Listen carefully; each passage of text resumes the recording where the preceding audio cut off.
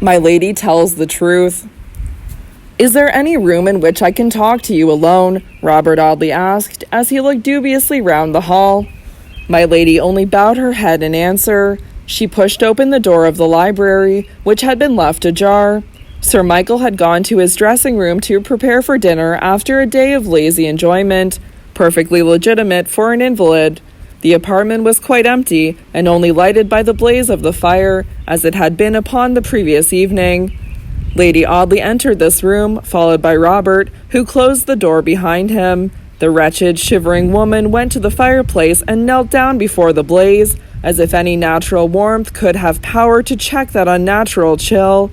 The young man followed her and stood beside her upon the hearth, with his arm resting upon the chimney-piece. "Lady Audley," he said, in a voice whose icy sternness held out no hope for any tenderness or compassion, "I spoke to you last night very plainly, but you refused to listen to me.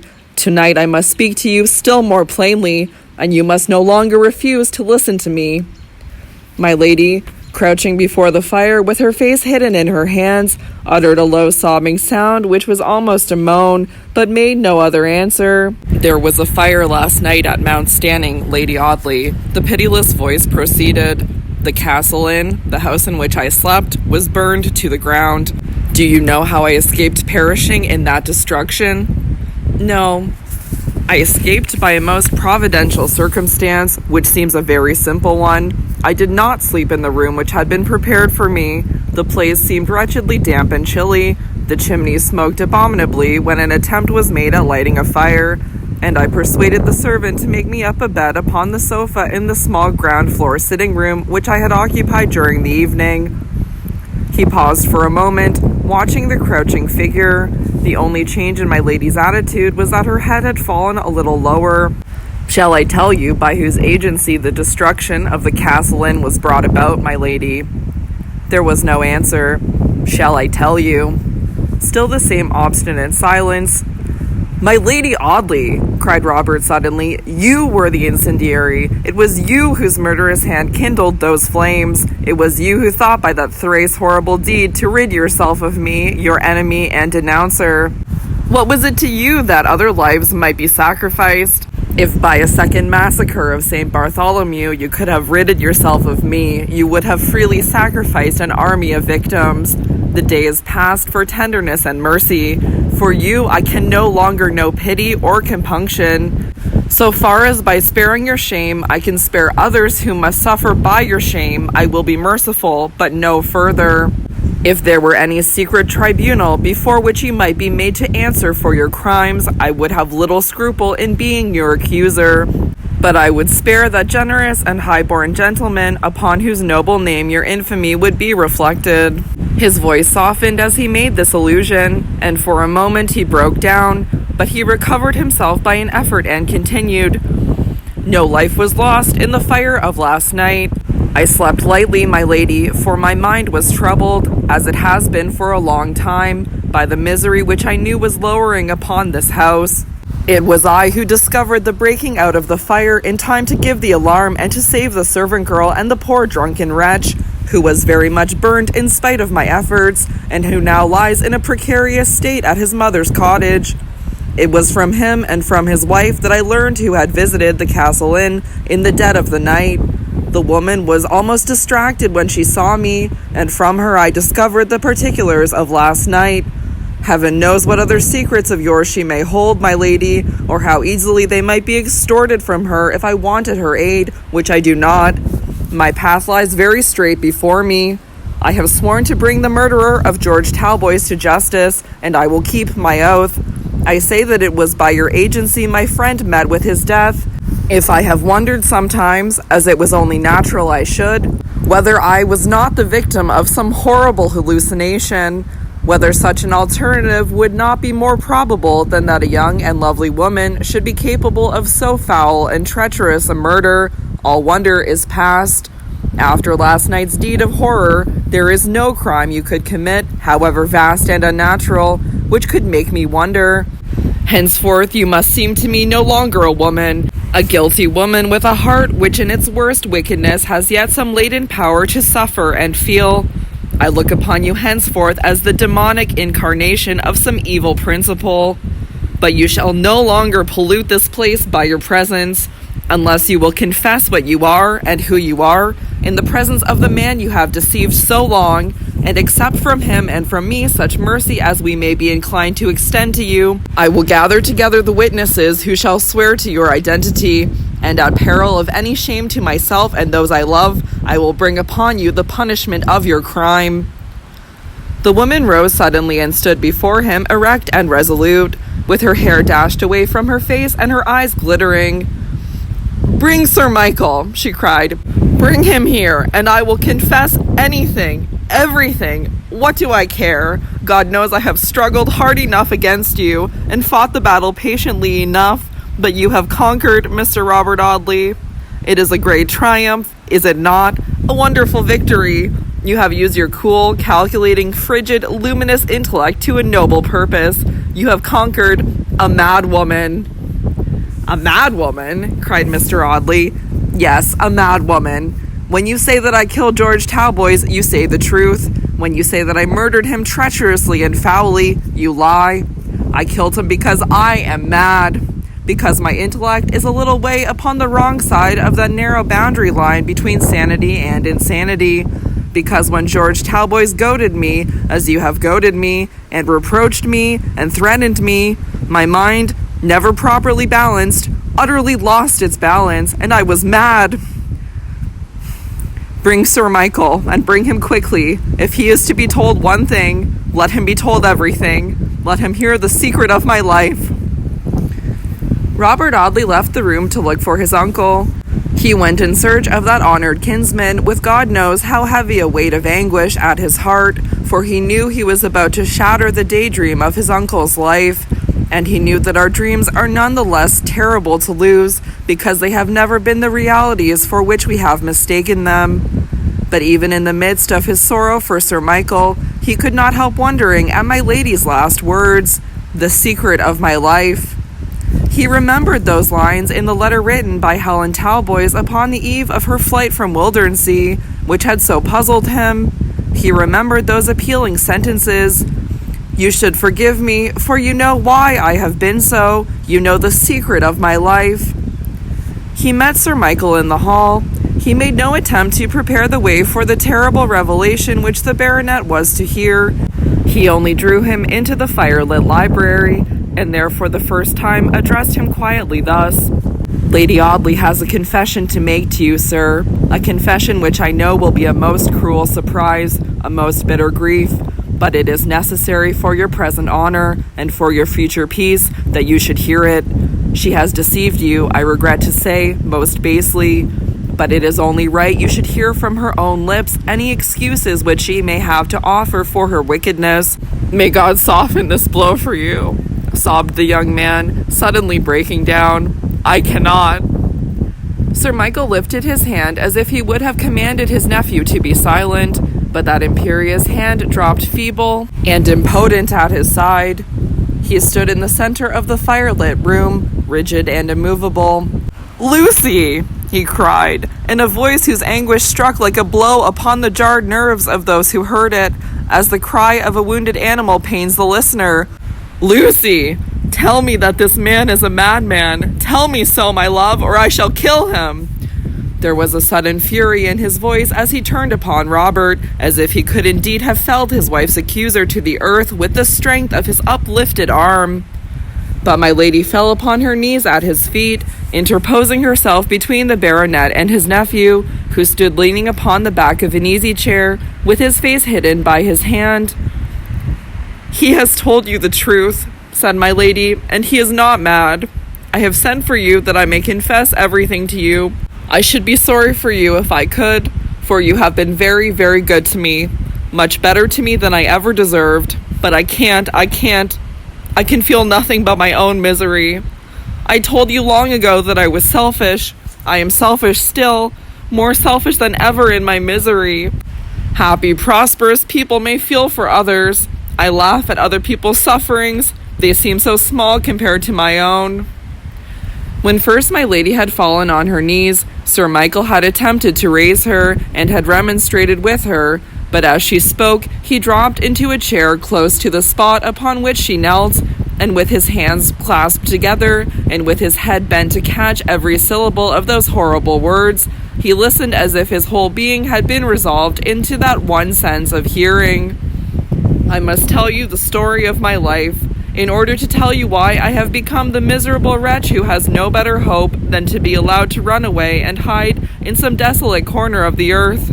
I must tell you the story of my life, repeated my lady, but you need not fear that I shall dwell long upon it. It has not been so pleasant to me that I should wish to remember it. When I was a very little child, I remember asking a question which it was natural enough that I should ask, God help me. I asked where my mother was. I had a faint remembrance of a face, like what my own is now, looking at me when I was very little better than a baby. But I had missed the face suddenly and had never seen it since. They told me that my mother was away. I was not happy, for the woman who had charge of me was a disagreeable woman, and the place in which we lived was a lonely place, a village upon the Hampshire coast, about 7 miles from Portsmouth. My father, who was in the Navy, only came now and then to see me, and I was left almost entirely to the charge of this woman, who was irregularly paid, and who vented her rage upon me when my father was behindhand in remitting her money. So you see that at a very early age I found out what it was to be poor. Perhaps it was more from being discontented with my dreary life than from any wonderful impulse of affection that I asked very often the same question about my mother. I always received the same answer: she was away. When I asked where, I was told that that was a secret. When I grew old enough to understand the meaning of the word death, I asked if my mother was dead, and I was told, no, she was not dead. She was ill, and she was away. I asked how long she had been ill, and I was told that she had been so some years, ever since I was a baby. At last, the secret came out. I worried my foster mother with the old question one day, when the remittances had fallen very much in arrear, and her temper had been unusually tried. She flew into a passion and told me that my mother was a mad woman, and that she was in a madhouse 40 miles away. She had scarcely said this when she repented and told me that it was not the truth, and that I was not to believe it, or to say that she had told me such a thing. I discovered afterwards that my father had made her promise most solemnly never to tell me the secret of my mother's fate. I brooded horribly upon the thought of my mother's madness. It haunted me by day and night. I was always picturing to myself this mad woman pacing up and down some prison cell in a hideous garment that bound her tortured limbs. I had exaggerated ideas of the horror of her situation. I had no knowledge of the different degrees of madness, and the image that haunted me was that of a distraught and violent creature who would fall upon me and kill me if I came within her reach. This idea grew upon me until I used to wake in the dead of the night, screaming aloud in an agony of terror, from a dream in which I had felt my mother's icy grasp upon my throat and heard her ravings in my ear. When I was 10 years old, my father came to pay up the arrears due to my protectress and to take me to school. He had left me in Hampshire longer than he had intended from his inability to pay this money. So there again, I felt the bitterness of poverty and ran the risk of growing up an ignorant creature amongst coarse, rustic children because my father was poor. My lady paused for a moment, but only to take breath, for she had spoken rapidly, as if eager to tell this hated story and to have done with it. She was still on her knees, but Sir Michael made no effort to raise her. He sat silent and immovable. What was the story that he was listening to? Whose was it, and to what was it to lead? It could not be his wife's. He had heard her simple account of her youth, and had believed it as he had believed in the gospel. She had told him a very brief story of an early orphanage and a long, quiet, colorless youth spent in the conventional seclusion of an English boarding school. My father came at last, and I told him what I had discovered. He was very much affected when I spoke of my mother. He was not what the world generally calls a good man, but I learned afterwards that he had loved his wife very dearly, and that he would have willingly sacrificed his life to her and constituted himself her guardian, had he not been compelled to earn the daily bread of the madwoman and her child by the exercise of his profession. So here again I beheld what a bitter thing it is to be poor. My mother, who might have been tended by a devoted husband, was given over to the care of hired nurses. Before my father sent me to school at Torquay, he told me to see my mother. This visit served at least to dispel the idea which had so often terrified me. I saw no raving, straight-waistcoated maniac, guarded by zealous jailers, but a golden-haired, blue-eyed, girlish creature who seemed as frivolous as a butterfly, and who skipped towards us with her yellow curls decorated with natural flowers, and saluted us with radiant smiles and gay, ceaseless chatter. But she didn't know us. She would have spoken in the same manner to any stranger who had entered the gates of the garden about her prison house. Her madness was an hereditary disease transmitted to her from her mother, who had died mad. She, my mother, had been or had appeared sane up to the hour of my birth, but from that hour her intellect had decayed until she had become what I saw her. I went away with the knowledge of this, and with the knowledge that the only inheritance I had to expect from my mother was insanity. I went away with this knowledge in my mind, and with something more, a secret to keep. I was only a child of 10 years old, but I felt all the weight of that burden. I was to keep the secret of my mother's madness, for it was a secret that might affect me injuriously in after life. I was to remember this. I did remember this, and it was perhaps this that made me selfish and heartless, for I suppose I am heartless. As I grew older, I was told that I was pretty, beautiful, lovely, bewitching. I heard all these things at first indifferently, but by and by I listened to them greedily, and began to think that in spite of the secret of my life, I might be more successful in the world's great lottery than my companions. I had learned that which in some indefinite manner or other every schoolgirl learns sooner or later.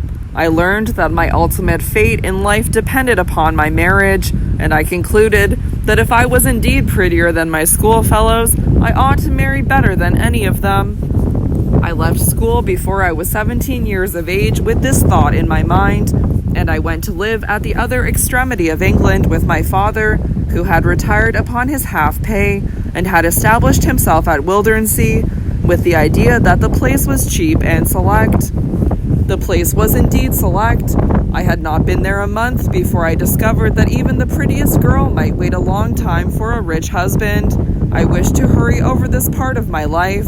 I dare say I was very despicable.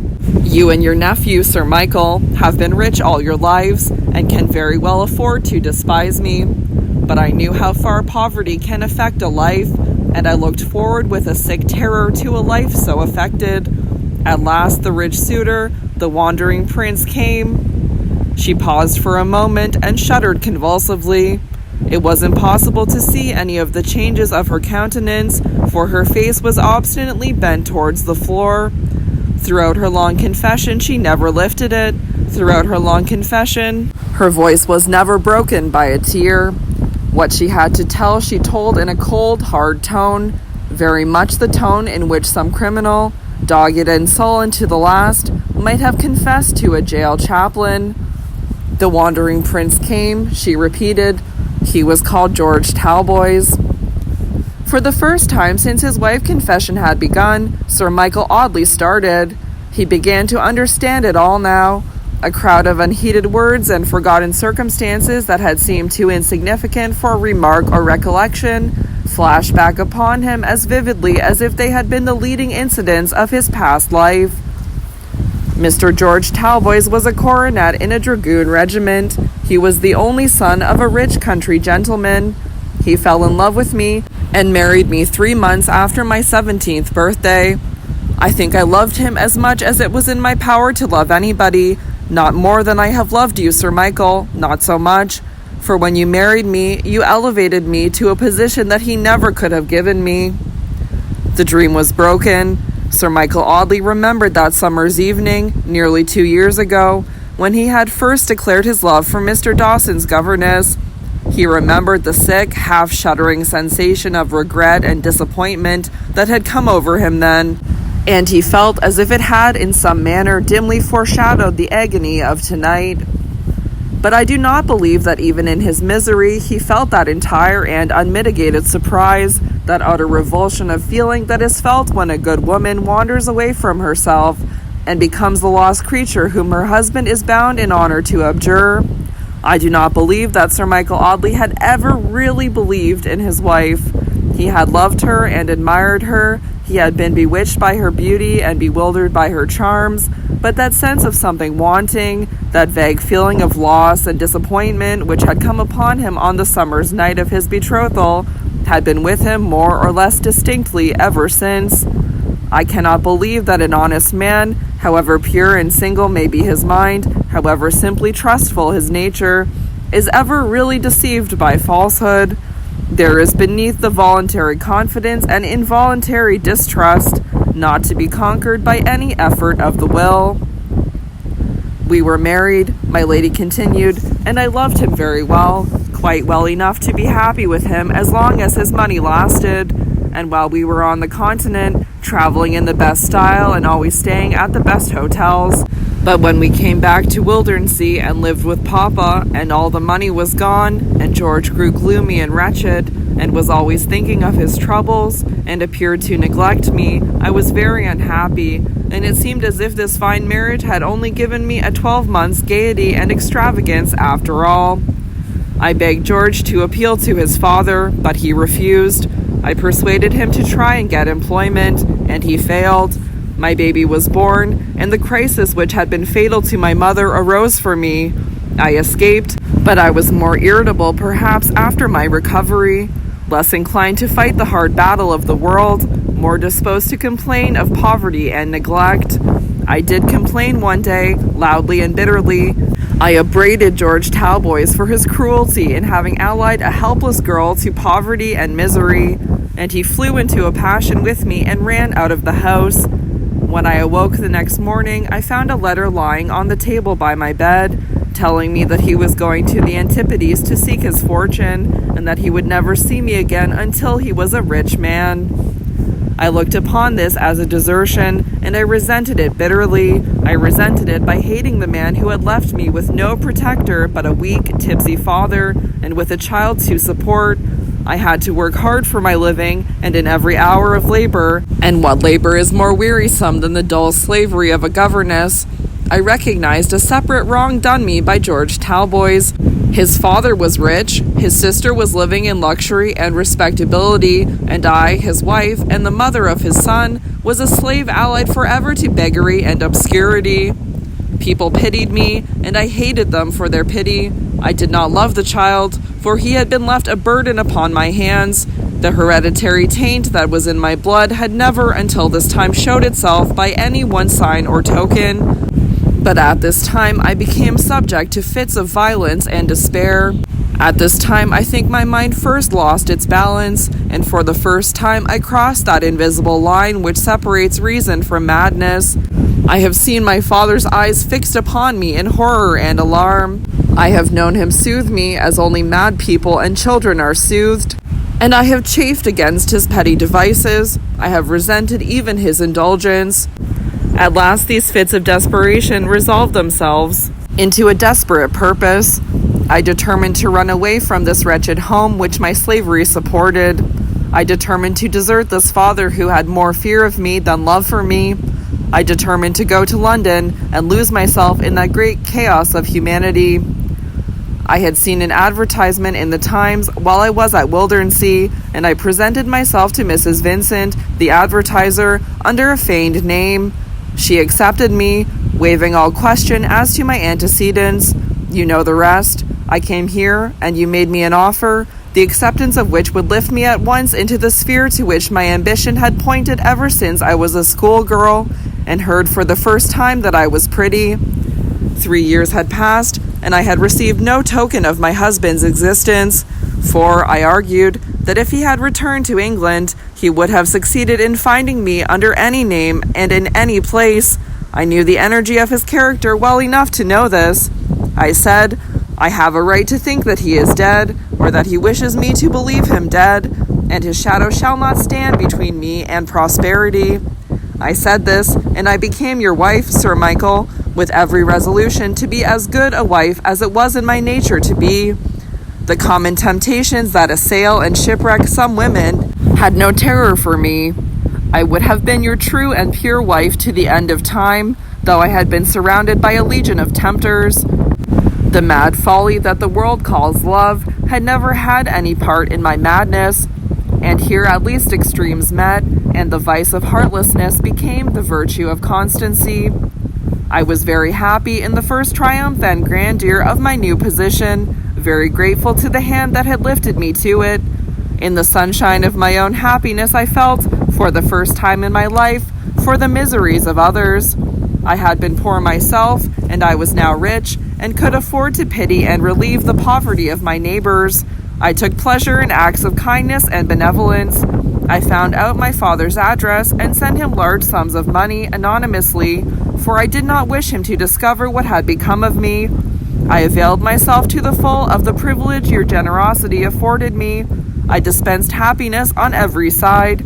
I saw myself loved as well as admired, and I think I might have been a good woman for the rest of my life, if fate would have allowed me to be so. I believe that at this time my mind regained its just balance. I had watched myself very closely since leaving Wildernsea. I had held a check upon myself. I had often wondered, while sitting in the surgeon's quiet family circle, whether any suspicion of that invisible hereditary taint had ever occurred to Mr. Dawson. Fate would not suffer me to be good. My destiny compelled me to be a wretch. Within a month of my marriage, I read in one of the Essex papers of the return of a certain Mr. Talboys, a fortunate gold seeker from Australia. The ship had sailed at the time I read the paragraph. What was to be done? I said just now that I knew the energy of George's character. I knew that the man who had gone to the Antipodes and won a fortune for his wife would leave no stone unturned in his efforts to find her. It was hopeless to think of hiding myself from him. Unless he could be induced to believe that I was dead, he would never cease in his search for me. My brain was dazed as I thought of my peril. Again the balance trembled. Again the invisible boundary was passed. Again I was mad. I went down to Southampton and found my father, who was living there with my child. You remember how Mrs. Vincent's name was used as an excuse for this hurried journey, and how it was contrived that I should go with no other escort than Phoebe Marks, whom I left at the hotel while I went to my father's house. I confided to my father the whole secret of my peril. He was not very much shocked at what I had done, for poverty had perhaps blunted his sense of honor and principle. He was not very much shocked, but he was frightened, and he promised to do all in his power to assist me in my horrible emergency. He had received a letter addressed to me at Wildernsea by George, and forwarded from there to my father. This letter had been written within a few days of the sailing of the Argus, and it announced the probable date of the ship's arrival at Liverpool. This letter gave us, therefore, data upon which to act. We decided at once upon the first step. This was that on the date of the probable arrival of the Argus, or a few days later, an advertisement of my death should be inserted in the Times. But almost immediately after deciding upon this, we saw that there were fearful difficulties in the carrying out of such a simple plan. The date of the death and the place in which I died must be announced, as well as the death itself. George would immediately hurry to that place, however distant it might be, however comparatively inaccessible, and the shallow falsehood would be discovered. I knew enough of his sanguine temperament, his courage and determination, his readiness to hope against hope, to know that unless he saw the grave in which I was buried and the register of my death, he would never believe that I was lost to him. My father was utterly dumbfounded and helpless. He could only shed childish tears of despair and terror. He was of no use to me in this crisis. I was hopeless of any issue out of my difficulty. I began to think that I must trust to the chapter of accidents, and hope that amongst other obscure corners of the earth, Audley Court might remain undreamt of by my husband. I sat with my father, drinking tea with him in his miserable hovel, and playing with the child, who was pleased with my dress and jewels, but quite unconscious that I was anything but a stranger to him. I had the boy in my arms, when a woman who attended him came to fetch him that she might make him more fit to be seen by the lady, as she said. I was anxious to know how the boy was treated, and I detained this woman in conversation with me while my father dozed over the tea table. She was a pale-faced, sandy-haired woman of about 45, and she seemed very glad to get the chance of talking to me as long as I pleased to allow her. She soon left off talking of the boy, however, to tell me of her own troubles. She was in very great trouble, she told me. Her eldest daughter had been obliged to leave her situation from ill health. In fact, the doctor said the girl was in a decline, and it was a hard thing for a poor widow who had seen better days to have a sick daughter to support, as well as a family of young children. I let the woman run on for a long time in this manner, telling me the girl's ailments and the girl's age and the girl's doctor's stuff and piety and sufferings and a great deal more. But I neither listened to nor heeded her. I heard her, but only in a faraway manner, as I heard the traffic in the street or the ripple of the stream at the bottom of it. What were this woman's troubles to me? I had miseries of my own, and worse miseries than her coarse nature could ever have to endure. These sort of people always had sick husbands or sick children, and expected to be helped in their illnesses by the rich.